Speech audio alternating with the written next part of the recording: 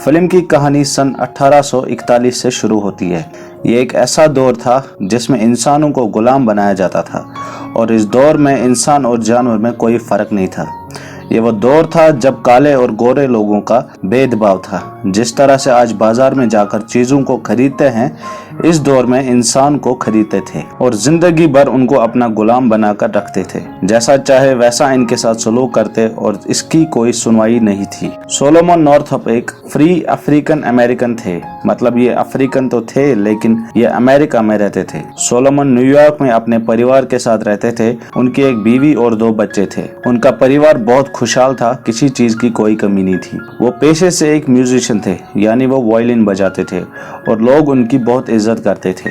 अब एक दिन नॉर्थअप का दोस्त उन्हें 2 व्हाइट मैन से मिलवाता है। एक का नाम होता है ब्राउन और दूसरे का नाम हैमिल्टन होता है। वो नॉर्थअप को बोलते हैं कि हमारे पास तुम्हारे लिए एक जॉब है जिसके लिए तुम्हें हमारे साथ वॉशिंगटन डीसी जाना पड़ेगा और तुम्हें वायलिन बजाना है और रोज के हम तुम्हें $70 देंगे और जिस दिन तुम परफॉर्म करोगे उस दिन $250, जो कि उस जमाने में एक अच्छी खासी रकम थी। और सोलोमन उनकी इस डील को एक्सेप्ट कर लेता है। सोलोमन उनके साथ वॉशिंगटन डीसी चले जाते हैं और वहाँ पर एक रात को वो उन्हीं 2 लोगों के साथ जो उन्हें वॉशिंगटन लेकर आए हैं एक रेस्टोरेंट में जाते हैं। वहाँ वो खाना खाते हैं, ड्रिंक करते हैं और इसके बाद जब सुबह सोलोमन आंखें खोलता है तो वो एक काल कोठरी में होता है और उसके हाथ पैर जंजीरों से बांधे हुए होते हैं। सोलोमन अपने आप को उस जगह पर देखकर बहुत हैरान होता है और वो समझ जाता है कि कल रात को जब उसने ड्रिंक पिया था तो उसकी ड्रिंक में उन 2 लोगों ने कुछ मिला दिया था जिससे वो बेहोश हो गया था। इसके बाद वहाँ 2 लोग आते हैं। सोलोमन उन्हें बोलता है कि मैं कोई गुलाम नहीं हूँ, मैं एक आजाद इंसान हूँ और मैं न्यूयॉर्क से हूँ। वो लोग उससे बोलते हैं कि तुम न्यूयॉर्क से नहीं हो, तुम जॉर्जिया से हो और तुम वहाँ के एक लफंगे हो जो भाग रहा था जिसे हमने पकड़ लिया और तुम गुलाम हो। इसके बाद वो नॉर्थअप को बिना किसी वजह के बहुत कोड़े मारते। सोलोमन के साथ वहाँ और 2 लोग होते हैं जो ब्लैक होते हैं और एक परिवार भी होता है जिसमें माँ और एक बेटा और एक बेटी होती है। अब इन सब को वहाँ से एक शिप से दूसरी जगह ट्रांसपोर्ट किया जाता है और रात को जब ये सब सो रहे होते हैं तो एक व्हाइट मैन इनके कैबिन में आता है और वो उस औरत को उठाता है और वो औरत भी उसके साथ जा ही रही होती है। तभी इन तीनों में से एक आदमी उठता है और वो उस आदमी के कंधे पे हाथ रखता है जो उस औरत को अपने साथ ले जा रहा होता है और उसके कंधे पे हाथ रखते ही वो उसे चाकू से मार देता है और वो वहीं पे गिर जाता है और सुबह उस आदमी की लाश को समंदर में फेंक दिया जाता है। यहाँ पर गुलामों की जिंदगी की कोई कीमत नहीं है। वो सिर्फ उनके लिए एक जानवर की तरह है, चाहे वो जिए या मरे इससे उन्हें कोई फर्क नहीं पड़ता। शिप से उतरने के बाद इन सबको एक जगह पर बिठाया जाता है और सबका नाम लिया जाता है और जिसका भी नाम लिया जाता है वो खड़ा होता है। तभी एक नाम लिया जाता है प्लेट और कोई खड़ा नहीं होता। जो नाम ले रहा होता है वो सोलोमन के पास आता है। वो बोलता है कि मैंने तुम्हारा नाम लिया, तुम खड़े क्यों नहीं हुए।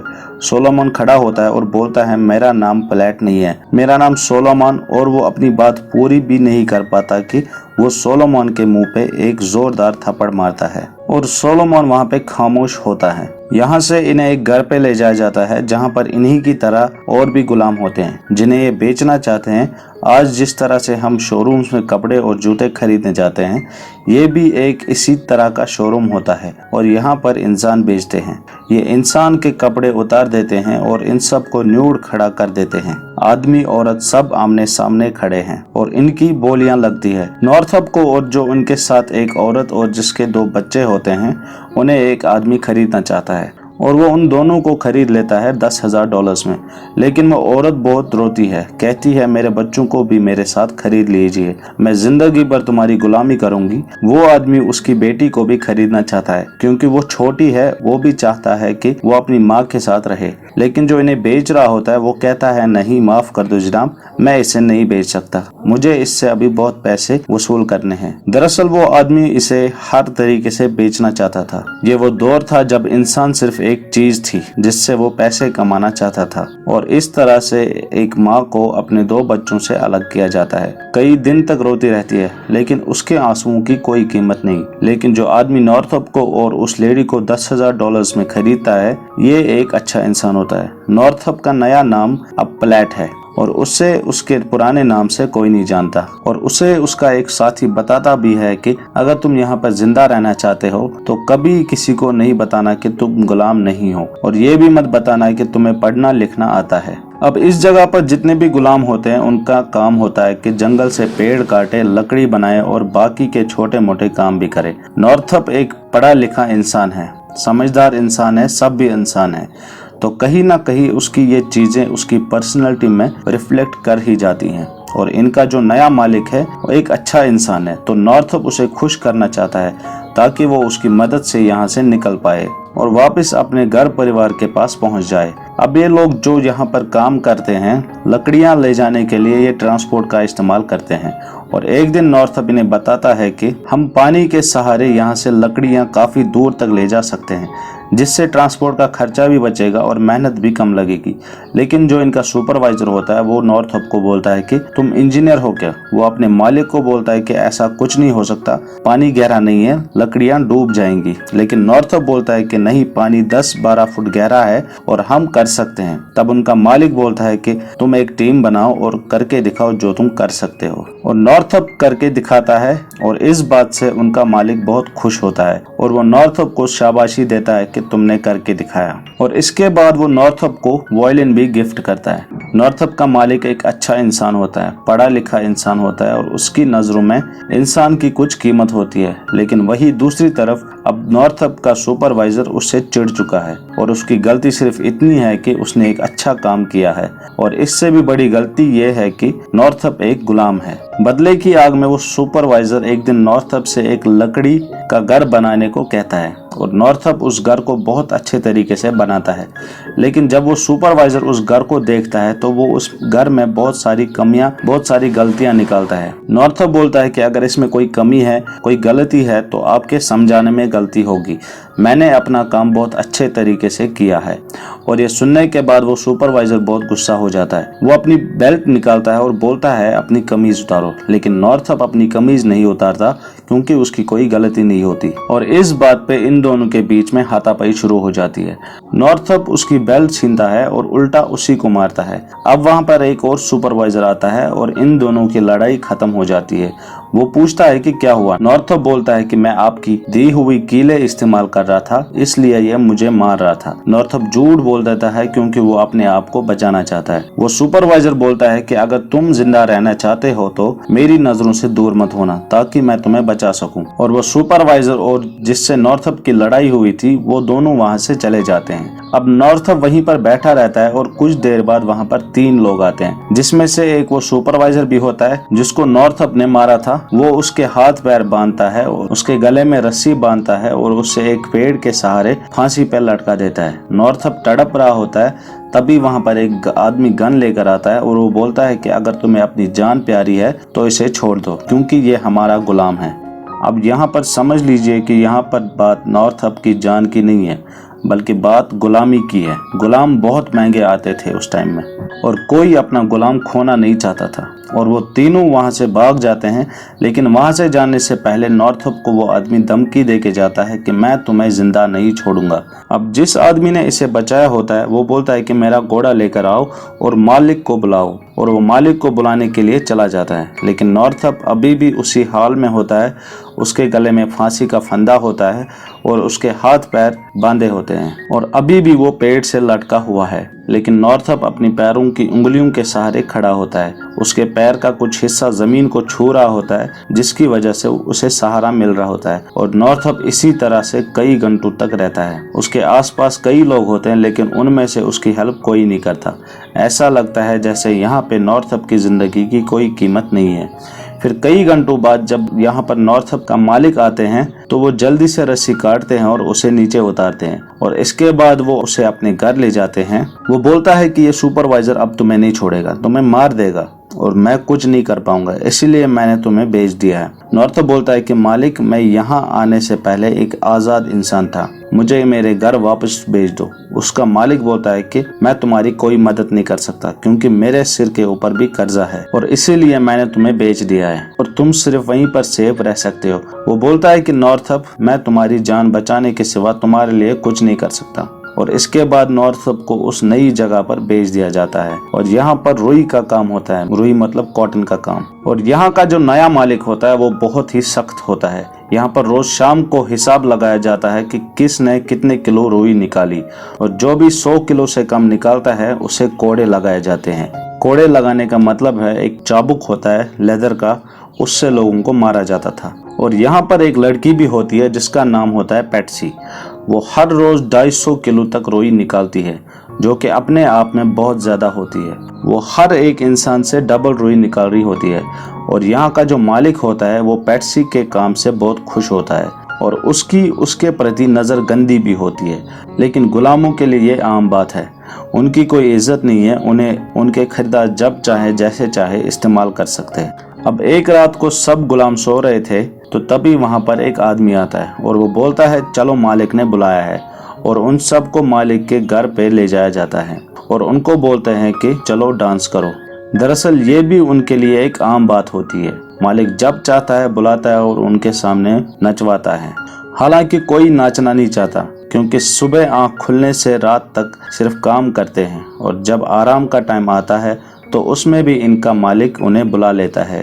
अब जब ये सब नाच रहे होते हैं तभी उस मालिक की बीवी एक बोतल उठाती है और सीधा पैट्सी के मुंह पे मारती है और पैट्सी दर्द से चिल्ला उठती है। पैट्सी की उम्र भी ज्यादा नहीं होती है और वो औरत उसे उस बोतल से इसलिए मारती है क्योंकि वो जानती है कि उसके पति की पैट्सी पे गंदी नजर है और वह उसे बोलती भी है कि इसे बेच दो। लेकिन उसका पति कहता है कि मैं इसे किसी भी हाल में नहीं बेच सकता क्योंकि ये बहुत अच्छा काम करती है। और इसके पीछे ये भी कारण होता है कि वो पैट्सी के साथ शारीरिक संबंध बनाना चाहता है। अब जो यहाँ की मालकिन होती है वो भी बहुत रूड होती है और एक दिन वो नॉर्थअप को बुलाती है और उसे एक लिस्ट देती है और कहती है जाओ बाजार से ये सामान लेकर आओ। और जाने से पहले उसे पूछती है कि क्या तुम्हें पढ़ना लिखना आता है। लेकिन नॉर्थअप झूठ बोलता है। वो कहता है कि नहीं मुझे नहीं आता। वो कहती है कि तुम्हें पढ़ने लिखने की जरूरत भी क्या है, तुम यहाँ पर गुलामी करने के लिए आए हो और अगर कुछ और करने की कोशिश की तो तुम्हें कोड़े पड़ेंगे। इसके बाद वो वहाँ से बाजार को निकलता है। नॉर्थअप अपनी जिंदगी से बहुत थक चुका है, परेशान हो चुका है और रास्ते में उसका मन भी आता है कि वो भाग जाए और वो जंगल के रास्ते भागना शुरू कर देता है। लेकिन जब वो थोड़ा सा आगे जाता है तो वो देखता है कि वहाँ पर कुछ गोरे लोग कुछ गुलामों को फांसी लगा रहे हैं। वो उसे पूछता है कि तुम कहाँ जा रहे हो, किसके गुलाम हो। नॉर्थअप बोलता है कि मैं बाजार जा रहा हूँ, मुझे मेरे मालिक ने बाजार भेजा है। और उसके गले में वो बिल्ला भी देखते हैं और पहचान जाते हैं कि ये किसका गुलाम है। इस जमाने में हर एक गुलाम के गले में एक बिल्ला लटकाया जाता था। जिस तरह से कुत्ते के गले में पट्टा होता है ठीक उसी तरह से गुलाम के गले में बिल्ला लटकाया जाता था। सुनने में गलत लगता है लेकिन सच यही था। इंसानियत नाम की कोई चीज ही नहीं थी, गुलामों की कोई कीमत नहीं थी। ये दौर इंसानियत का सबसे बदतरीन दौर था और अब वो लोग नॉर्थअप को जाने देते हैं। लेकिन जिन गुलामों को उन्होंने पकड़ा होता है उन सब को फांसी पे लटका देते हैं। इसके बाद नॉर्थअप सीधा बाजार जाता है क्योंकि वो जीना चाहता है, अपने परिवार के पास वापस जाना चाहता है और वो जानता है कि अगर वो पकड़ा गया तो उसका भी हश्र यही होगा जो इन गुलामों का हुआ है। वो मार्केट जाके सामान खरीदता है और अपनी मालकिन को दे देता है। धीरे धीरे वक्त बीतता है और इन लोगों को यहाँ पर कई साल होते हैं गुलामी करते हुए, इन लोगों का जुल्म सहते हुए। और पैट्सी का मालिक हर रात उसके साथ रेप करता है। वो नहीं चाहती कि वो करे लेकिन वो मजबूर है, वो कुछ नहीं कर सकती। दोस्तों यहाँ पर ऐसा लगता है कि इंसानियत खत्म हो गई है। इंसान को इस तरह से इस्तेमाल किया जाता था जैसे वो कोई खिलौना हो या बस एक खेलने वाली चीज हो। एक रात को पैट्सी नॉर्थअप के पास आती है। वो बोलती है कि ये अंगूठी मालकिन की है और मैंने इसे चुरा लिया है और तुम ये रख लो, लेकिन बदले में तुम्हें मेरा एक काम करना होगा। नॉर्थअप बोलता है कि क्या? वो बोलती है कि तुम मेरी जान ले लो, मुझे मार दो, तुम मुझे खेत में ले जाओ और पानी में मेरा मुंह तब तक डुबा कर रखो जब तक मैं मर न जाऊं। नॉर्थअप बोलता है कि तुम क्या कह रही हो, मैं ऐसा नहीं कर सकता। वो बोलती है कि मैं तुम्हें भीख मांगती हूँ, अगर मैं अपनी मौत खरीद नहीं सकती तो तुम मुझे अपनी मौत भीख में दे दो। लेकिन नॉर्थअप नॉर्थअप उसे मना कर देता है। पैट्सी बोलती है कि अगर मैं जिंदा भी रहूं तो किस लिए, मेरी जिंदगी में कुछ नहीं है, अब मैं ये सब नहीं सह सकती। लेकिन नॉर्थअप उसकी बात नहीं मानता और पैट्सी वहाँ से चली जाती है। इसी बीच में 2 साल लगातार रुई की खेती खराब हो रही होती है और जिससे इनके मालिक को बहुत नुकसान होता है और वो अपने सारे मजदूरों को किसी और को किराए पे बेच देते हैं। ये एक जज होता है और यहाँ पे इन सबको गन्ने की खेती करनी होती है और यहीं पर नॉर्थअप को एक दिन शादी में वायलिन बजाने का मौका भी मिलता है, जहाँ पर उसे कुछ पैसे भी मिलते हैं और इसके बाद वो सब कुछ टाइम बाद उसी जगह पर वापस आ जाते हैं, यानी कि अपने पुराने मालिक के पास, और फिर से ये दोबारा रुई की खेती करना शुरू कर देते हैं और वही सिलसिला दोबारा शुरू हो जाता है। जो भी 100 किलो से कम रुई लेकर आता है तो उसे कोड़े लगते हैं और नॉर्थअप को अधिकतर कोड़े लगते ही थे क्योंकि वो 100 किलो से ज्यादा रुई कभी नहीं लाता था। इसी बीच में इनके साथ एक और गुलाम आता है और ये कोई ब्लैक नहीं बल्कि व्हाइट मैन होता है और ये सिर्फ पैसों के लिए काम करने के लिए आया होता है, लेकिन होता ये भी गुलाम ही है। और यहाँ पर इन लोगों के बीच में भेदभाव देखने को मिलता है क्योंकि जब भी कोई ब्लैक मैन 100 किलो से कम रुई लेकर आता है तो उसे कोड़े लगते हैं, लेकिन जब ये व्हाइट मैन 100 किलो से कम रुई लेकर आता है, चाहे 50 किलो से भी कम लेकर आए, तो उसे कोड़े नहीं पड़ते, बल्कि इसे ये बोला जाता है कि तुम धीरे धीरे काम सीख जाओगे। अब जो कि ये व्हाइट मैन इन्हीं लोगों के साथ रहता है, गुलामों के साथ रहता है, तो इन लोगों के आपस में दोस्ती हो जाती है और एक दिन नॉर्थअप उसे बोलता है कि तुम मेरे लिए एक काम कर सकते हो। वो बोलता है क्या? वो बोलता है कि मैं एक लेटर लिखूंगा और तुम्हें उसे पोस्ट कर देना है और बदले में मैं तुम्हें कुछ पैसे भी दे दूंगा। असल में नॉर्थअप के पास कुछ पैसे होते हैं जो उसने शादी में वायलिन बजा के कमाए होते हैं और वो उसे वो पैसे दे देता है और कहता है कि मैं तुम्हें 2 दिन बाद लेटर दे दूंगा। ये काम बहुत रिस्की होता है क्योंकि अगर ये बात इनके मालिक को पता चल गई तो वो इन दोनों को मार देगा, पर वो मान जाता है और पैसे ले लेता है और कहता है 2 दिन बाद तुम मुझे अपनी लेटर दे देना और मैं तुम्हारा लेटर पोस्ट कर दूंगा। अब एक रात को जब नॉर्थअप सो रहा होता है तभी उसका मालिक आता है और उसके हाथ में चाकू होता है और उसने शराब भी पी रखी होती है। वो बोलता है कि मैंने सुना है कि हमारे गुलामों में कोई पढ़ा लिखा गुलाम है। वो कहता है कि मालिक ये आप क्या कह रहे हैं? वो कहता है कि तुमने उसे लेटर देने की कोशिश की है, तुम पढ़े लिखे हो। नॉर्थअप बोलता है कि नहीं, वो झूठ बोल रहा है। दरअसल वो यहाँ का सुपरवाइजर बनना चाहता है और इसीलिए उसने एक झूठी कहानी बनाकर आपको सुना दी ताकि आपके दिल में जगह बना सके और वो अपने मालिक को कन्विंस करने में सफल होता है। वो बोलता है कि मैं उसे मार देता, लेकिन वो हम में से एक है। दरअसल वो व्हाइट होता है, इसीलिए वो ऐसी बात बोलता है और वो वहाँ से चला जाता है। और उसके जाने के बाद नॉर्थअप ने जो बड़ी उम्मीदों के साथ एक लेटर लिखा था अपने घर के लिए, वो उस लेटर को जला देता है। उसी लेटर के साथ उसके सपने, उसकी उम्मीदें सब जल जाती हैं क्योंकि अगर वो लेटर उसके घर पहुंच जाता तो हो सकता था कि नॉर्थअप को आजादी मिल जाती, क्योंकि नॉर्थअप एक गुलाम नहीं था बल्कि उससे धोखे से यहाँ भेजा गया था। अब नॉर्थअप की वही पुरानी जिंदगी शुरू हो जाती है जहाँ उसे जलील किया जाता है, जहाँ उसे कोड़े पड़ते हैं, जहाँ उसकी कोई इज्जत नहीं है और साथ ही साथ नॉर्थअप का हर किसी से भरोसा उठ जाता है। ऐसे ही धीरे धीरे वक्त और बीत जाता है और एक दिन पैट्सी कहीं चली जाती है और उनके मालिक को लगता है कि वो भाग गई। वो चारों तरफ देखता है, ढूंढता है, लेकिन पैट्सी कहीं नहीं मिलती और थोड़ी देर बाद पैट्सी वापस आ जाती है, लेकिन उसका मालिक बहुत गुस्से में होता है। वो पूछता है कि कहाँ गई थी? वो बोलती है कि मैं खेत में गई थी, लेकिन उसे उसकी बात पे विश्वास नहीं आता है और वो उसे मारने लगता है। तभी बीच में नॉर्थअप आ जाता है और वो नॉर्थअप पे भी हाथ उठाता है और तब पैट्सी सच बोलती है कि मैं मिसेस शॉक के पास गई थी, मुझे यहाँ पे नहाने के लिए साबुन नहीं दिया जाता और मेरे पूरे शरीर से बदबू आ रही है। लेकिन अब भी उनके मालिक का गुस्सा शांत नहीं होता और वो पैट्सी को एक पेड़ के साथ बांध देता है और उसके कपड़े उतार देता है और वो नॉर्थअप को बोलता है कि इसे चाबुक से मारो। हालांकि नॉर्थअप नहीं मानना चाहता, लेकिन वो मजबूर है और नॉर्थअप उसे धीरे धीरे चाबुक से मारना शुरू करता है। ये देखने के बाद उसके मालिक को और भी गुस्सा आ जाता है।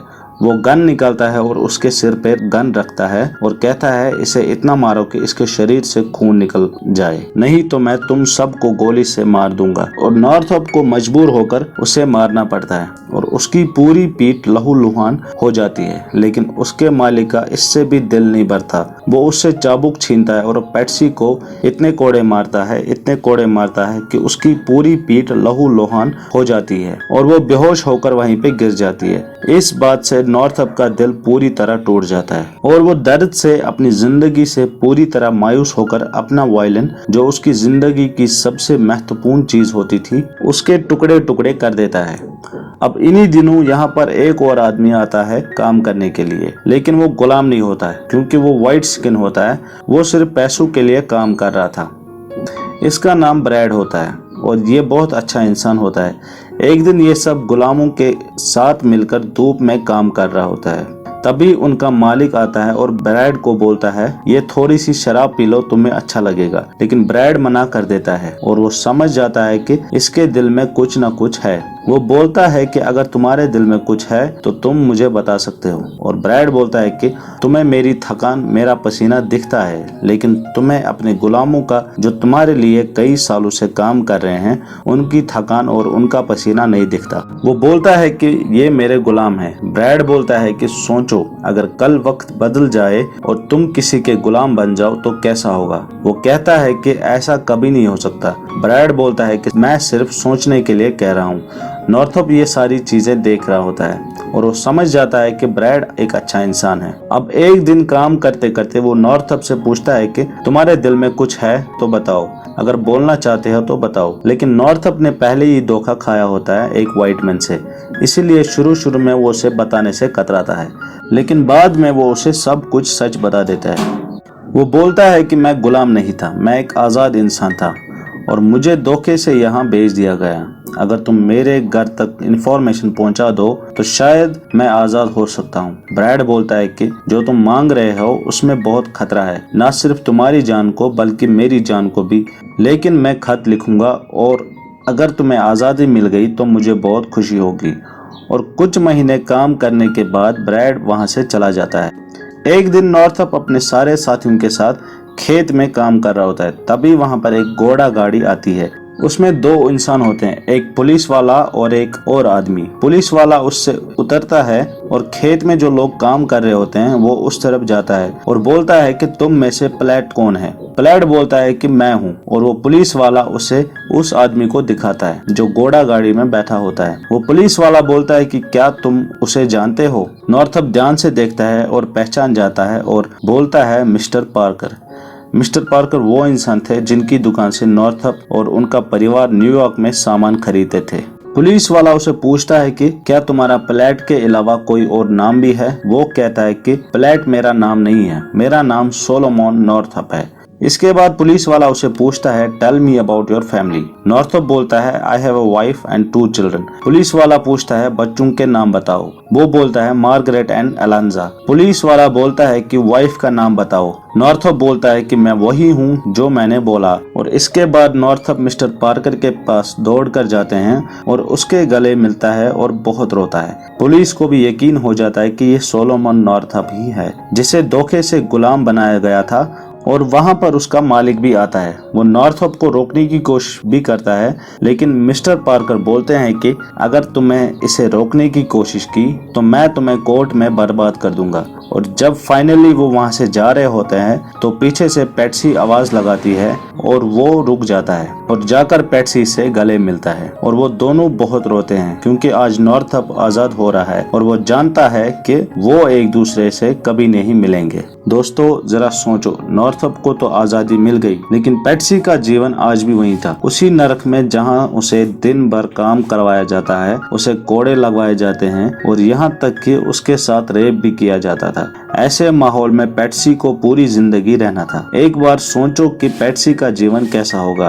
पैट्सी का ही नहीं बल्कि उन सब गुलामों का जो इस बदतरीन दौर में गुलामी की जद में आ गए थे। इसके बाद नॉर्थअप अपने घर पहुंच जाते हैं। उसके बच्चे बड़े हो चुके थे, उसकी बेटी की शादी भी हो चुकी थी और इसकी बेटी का एक बेटा भी होता है और उसका नाम रखा होता है सोलोमन नॉर्थअप स्टैंटन। नॉर्थअप अपने पूरे परिवार को देख के बहुत खुश होता है और बहुत रोता है और उनसे माफी मांगता है। कहता है कि मैं फंस गया था, क्योंकि उसके परिवार को नहीं पता होता है कि वो गुलाम बन चुका था। उसके परिवार वाले बोलते हैं कि माफी किस बात की, तुमने कुछ गलत नहीं किया। दोस्तों, सोलोमन नॉर्थअप तो सिर्फ एक कहानी है। ऐसे हजारों लाखों लोग उस जमाने में गायब हुए थे जिन्हें गुलाम बनाया गया था और उनका कभी कुछ पता नहीं चला। इसके बाद सोलोमन नॉर्थअप ने उन लोगों के खिलाफ केस दर्ज किया जिन्होंने उसे अगवा किया था, लेकिन उसका कुछ नतीजा नहीं निकला। और सन 1853 में सोलोमन ने एक किताब लिखी जिसका नाम था 12 Years a Slave। इस किताब के पब्लिश होने के बाद ये सुर्खियों में आ गई और उन्होंने इस गुलाम प्रथा के खिलाफ आवाज उठाई, इसका विरोध किया, जिसके चलते उन्हें आज भी सम्मान की नजरों से देखा जाता है। सोलोमन नॉर्थअप की मौत कब, कहां और कैसे हुई ये आज भी एक राज है। इस बात का कभी कुछ पता नहीं चला। दोस्तों, ये एक सच्ची कहानी है और आपको ये मूवी जरूर देखनी चाहिए।